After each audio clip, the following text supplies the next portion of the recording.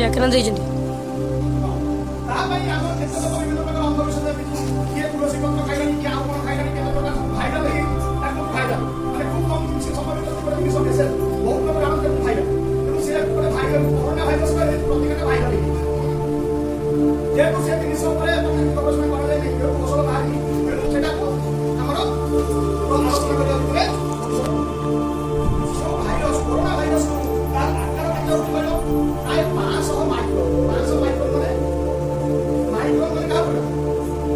centimetre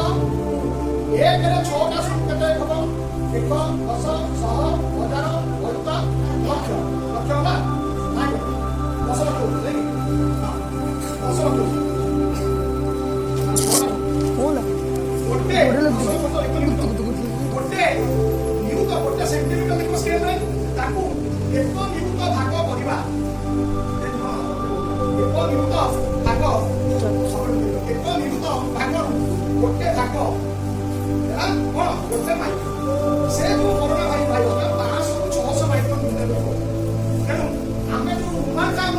ପକେଟରେ ଅଛି ସେ ରୁମାଲଟାକୁ ଘୋଡ଼େଇବା ଘୋଡ଼େଇ ପିଇବା ତାହେଲେ ମଧ୍ୟ ସେ ଭାଇରସଟା ବଡ଼ ଆକାରରେ ଏ ରୁମାଲରେ ଯୋଉ କଣା ଅଛି ସେ ଭିତରେ ଭିତରକୁ ଯାଇପାରିବ ନାହିଁ ତେଣୁ ମାସ୍କ ତେଣୁ ଯେହେତୁ ତାର ଗରମ ଦିନ ଆସୁଛି ମାର୍ଚ୍ଚ ମାସ ଆମର ହେଇସାରିଲାଣି ତେଣୁ ଯଦି ଗରମ ସମୟରେ ତାର ପ୍ରସାରଣ ଟିକେ କମ ହେବ ବିଶ୍ୱାସ ଦ୍ୱିତୀୟ କଥା ଏବେ ଆଜି ଗୋଟେ ରିପୋର୍ଟ ଦେଖୁଥିଲି ଜଣକୁ କରୋନା ହେଇଛି ବୋଲି କେମିତି ହଠାତ୍ ସେ ଟିକେ ଅନୁମାନ କରିବ କେମିତି ଅନୁମାନ କରିବ କିଏ କହୁଛନ୍ତି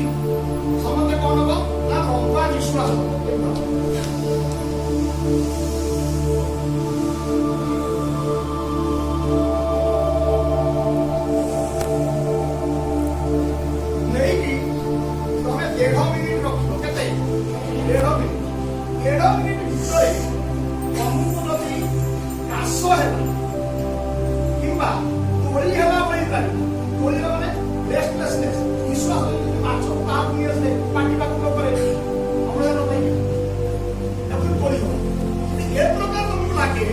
ତାହେଲେ ହୁଏତ କରୋନାର ସିମ୍ପଟମ ତମ ପାଖେ ଅଛି ବୋଲି ସେମିତି ହୁଏ ତାହେଲେ ଇମିଡିଏଟଲି ତମେ ଡାକ୍ତରଖାନାକୁ ଯାଇକି ମେଡିକାଲ ରହିବ ହେଲା ତାହେଲେ ତମକୁ ତାର ସତର୍କତା କେମିତି ରହିବା ଆମେ ଯଦି ବାହାରକୁ ଯାଉଛେ ଆସିଲେ ହାତ ଆଚ୍ଛା ଦ୍ୱିତୀୟ କଥା ହେଲା ସେ ଯଦି ଗରମ ପାଣି କଣ କରୁଛନ୍ତି ଗରମ ପାଣି ଗରମରେ ଭୂତାଣୁ ରହିବନି ତେଣୁ ଯୋଉ ଆମର ନଖ ଉଷୁମ ପାଣି ପିଇ ପାରିବ ସେ ଗରମ ପାଣି ସେ କହିଛନ୍ତି ଗରମ ପାଣିରେ ଗର୍ଗଲିଂ କରିବ କୋଉଠି କରିବ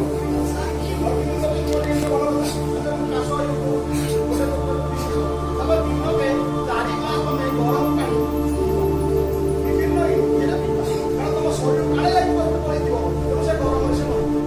ଗରମ ପାଣି ଆଉ ଅନେକ ଉପକାରିତା ଅଛି ସେଟା ବର୍ତ୍ତମାନ ସମୟ ନେଇ କହିବ ତେଣୁ ଗରମ ପାଣି ପିଇବା କଥା ବୁଝିପାରିଲ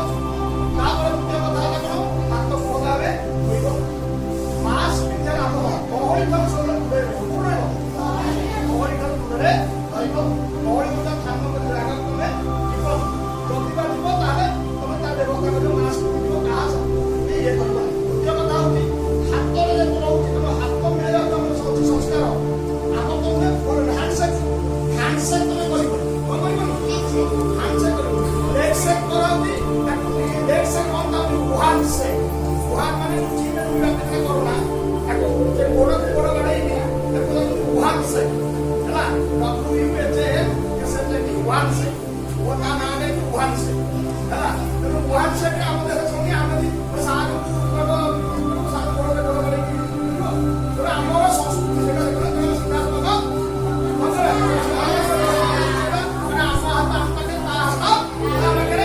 ହାତ ସହିତ ହାତ ମିଶିବାର ନାହିଁ କି କରୋନା ଭାଇରସ ସଂକ୍ରମଣ ହେବାର ନାହିଁ ତାହେଲେ ମୁଁ ଯୋଉ ଟିପ୍ସ ଗୁଡ଼ିକ କହିଲି ମତେ ଟିକେ କହ ତାହେଲେ କୋଉ କଥା କହ ଆମେ ଇଏ କରିବା କୋଉ ଜିନିଷ ଆମେ ନବା ପ୍ରିକସନ ନବା ଯାହାଫଳରେ କି କରୋନା ଭାଇରସ ସଂକ୍ରମଣ ଗୋଟେ ହେଇଥାଏ ହେଲା ପ୍ରଥମେ କଣ କରିବା ଯାଇ ପୁରୁଣା କହିଲି ହଁ ଦେଖ ଯାଇ କଥା ମାସ୍କ ପ୍ରଥମେ ଏଇ ରୁମାଲରେ ଅଛି ରୁମାଲଟା ମଧ୍ୟ ମୁହଁରେ ବୁଲେଇ ହବ କାରଣ ଗରମ ଜିନିଷ ରୁମାଲରେ ଯୋଉ କଣା ଅଛି କରୋନା ଭାଇରସ ଯୋଉ ଗୋଟନିଆ ଭାଇରସ ଗୋଟେ ଆକାର ବଡ଼ ସେ ରୁମାଲ କଣାରେ ମଧ୍ୟ ଭର୍ତ୍ତି ଯାଇପାରିବ ବିନା 25 କି 28 ଟଙ୍କା ମାସ୍କ କିଣିବା ଅପେକ୍ଷା ରୁମାଲ ଜାଗାରେ ଚଳିବ ଗହଳି ଜାଗାକୁ ଯାଅ କିନ୍ତୁ ସାଧାରଣ ମାସ୍କ ନେଇକି ଆସୁଛ ଉଠିବାକୁ ଦିଗୁଣ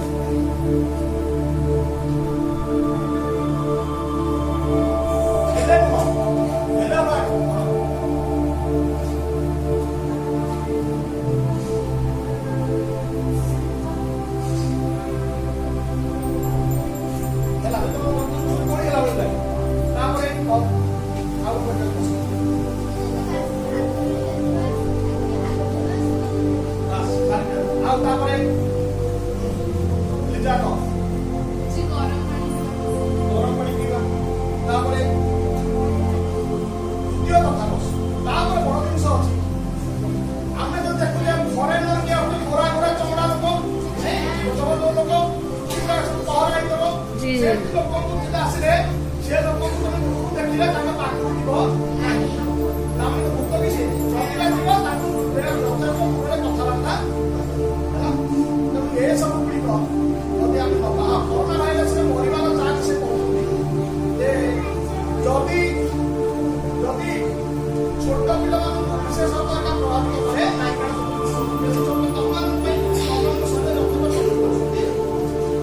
ଷାଠିଏ ବର୍ଷ ଯୋଉମାନଙ୍କୁ ବିଭିନ୍ନ ପ୍ରକାର ଦେହରେ ରୋଗ ଅଛି ସେଇମାନଙ୍କୁ କଣ ହୋଇଯାଏ ନା ଖାଇବେ ଏବଂ ମୁଣ୍ଡ ବାଚାଳ ହେଇଯାଏ ହେଇଯାନ୍ତି ଔଷଧ ବାହାରି ଲୋକମାନେ ଯୋଉମାନେ ଘରେ ଅଛନ୍ତି ତାଙ୍କୁ ଟିକେ ସଜାଗ କରିବ ତାଙ୍କୁ ଟିକେ ସମାଜ କରିବେ ଆଉ ଯୋଉମାନଙ୍କୁ ଛିଙ୍କ କାଶ କଫ ବା ଥଣ୍ଡା ହେଇଥିବ ସେମାନେ କଣ କରିବେ ତାପରେ ଛିଙ୍କିବେ ଛିଙ୍କିବେ କେତେ ଲୋକଙ୍କ ଭିତରେ ଛିଙ୍କିବେ ଯଦି ମାନଙ୍କର ନାଇଁ କୁମାର ତାଙ୍କୁ ଏଇଭଳିଆ ସବୁ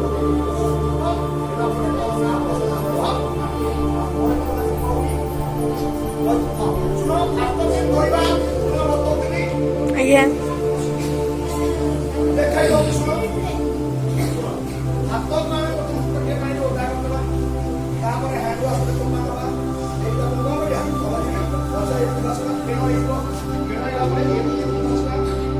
ତାପରେ